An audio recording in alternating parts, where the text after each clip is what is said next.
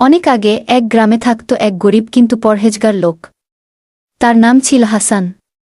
হাসান আল্লাহর উপর অগাধ বিশ্বাস রাখত।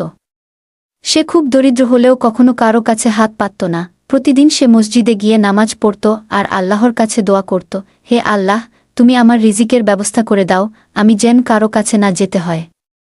একদিন সে মসজিদ থেকে ফিরে দেখল তার দরজার সামনে এক ঝুড়ি খাবার রাখা। উপরে লেখা, আল্লাহর পক্ষ থেকে। হাসান বিস্মিত হয়ে আকাশের দিকে তাকিয়ে বলল, আল্লাহ, তুমি কত দয়ালু। এরপর প্রতিদিনই সে তার দরজার সামনে কিছু না কিছু খাবার পেত। একদিন গ্রামের এক ধনী লোক, যার নাম ছিল করিম, হাসানের এই দুই বিশ্বাস দেখে মুগ্ধ হয়ে গোপনে তার জন্য খাবার রেখে আসত। করিমও একদিন আল্লাহর কাছে দোয়া করল, হে আল্লাহ, আমাকে এমন বান্দা বানাও যে তোমার সন্তুষ্টির জন্য কাজ করতে পারি। তাদের দুজনের হৃদয় জুড়ে ছিল আল্লাহর জন্য ভালোবাসা। একে অপরকে না জেনেই তারা আল্লাহর সন্তুষ্টির জন্য কাজ করছিল। শিক্ষা, আল্লাহ যার জন্য যা ঠিক করেন তিনি নিজেই তার ব্যবস্থা করে দেন।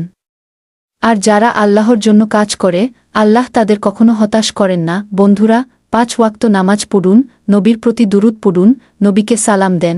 এরকম আরও ইসলামিক ভিডিও পেতে এখনই চ্যানেলটি সাবস্ক্রাইব ও লাইক বাটন ক্লিক করুন। আসসালামু আলাইকুম।